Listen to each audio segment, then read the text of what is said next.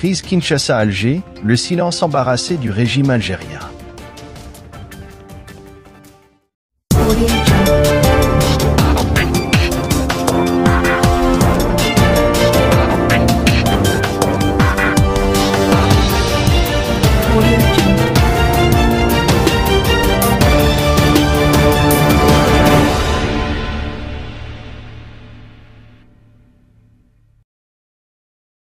Kinshasa a clairement exprimé son exaspération en convoquant l'ambassadeur algérien en RDC en vue d'une clarification suite à la visite du chef d'état-major de l'armée algérienne, Saïd Changria, au Rwanda. Embarrassé par cette énième crise gratuite, le régime algérien n'a pas réagi à cette convocation et a ordonné à sa meute médiatique de regarder ailleurs. Alors que sa crise avec les pays du Sahel, et particulièrement le Mali voisin, ne cesse de prendre dangereusement de l'ampleur, l'Algérie s'est offert une nouvelle bérésina en allant fourrer son nez dans une tension qui couve depuis plusieurs années dans la région des Grands Lacs entre le Rwanda, pays d'Afrique de l'Est, et son voisin, la République démocratique du Congo, pays d'Afrique centrale.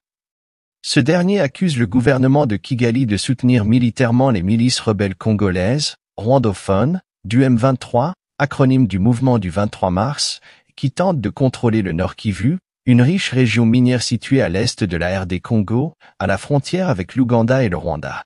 C'est dans cet imbroglio régional, situé à des milliers de kilomètres de son territoire, que l'Algérie s'est inexplicablement invitée en déclarant soutenir militairement le Rwanda, ce que la RDC n'a pas laissé passer. Dans un communiqué publié mardi dernier, le ministère congolais des Affaires étrangères a indiqué sur sa page Facebook que l'ambassadeur de la République algérienne à Kinshasa, M. Mohamed Yazid Bouzid, a été reçu cet après-midi par le vice-premier ministre, ministre des Affaires étrangères et de la francophonie. Au-delà de la reconnaissance de la souveraineté de chaque État, il était question pour Christophe Lutindula Apala d'obtenir de son hôte une clarification concernant la visite effectuée par le chef d'état-major de l'armée algérienne à Kigali, le 20 février dernier. En décodé, le chef de la diplomatie congolaise, Christophe Lutindula, a convoqué l'ambassadeur algérien à Kinshasa pour lui exprimer l'agacement de la RD Congo face aux agissements malsains de l'Algérie, venu jeter de l'huile sur le feu dans une région où les casques bleus de l'ONU s'activent à y ramener la paix. Pour la RD Congo, la visite effectuée par le chef d'état-major de l'armée algérienne, le général Saïd Changria, les 20 et 21 février dernier, est interprétée comme un soutien militaire de l'Algérie au Rwanda, qui appuie à son tour militairement le mouvement séparatiste armé du M23 opposé à Kinshasa.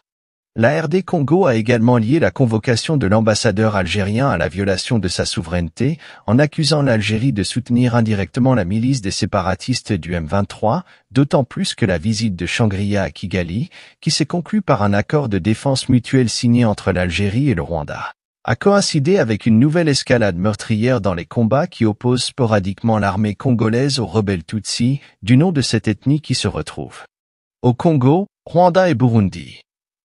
Lors de la signature de l'accord militaire algéro-rwandais, Saïd Changria a affirmé, selon un communiqué du ministère algérien de la Défense, que sa visite au Rwanda témoigne clairement des ambitions des hautes autorités des deux pays à insuffler une nouvelle dynamique au mécanisme de coopération militaire entre les armées des deux pays, dans la perspective de relever les défis sécuritaires qui prévalent dans le continent africain.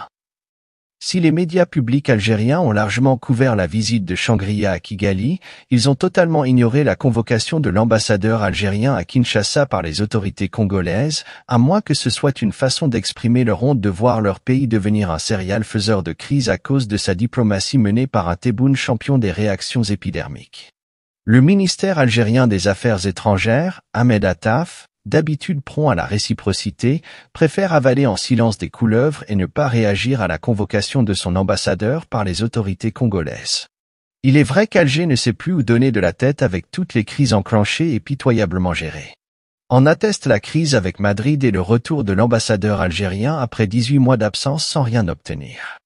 Selon Al Arabe, un site arabophone londonien, la nouvelle maladresse de l'Algérie qui est allée s'ingérer bêtement dans les affaires entre les pays de la région lointaine des Grands Lacs, intervient au moment où Alger se trouve totalement isolé dans son environnement régional suite à ses crises diplomatiques avec ses voisins marocains, libyens, maliens et nigériens.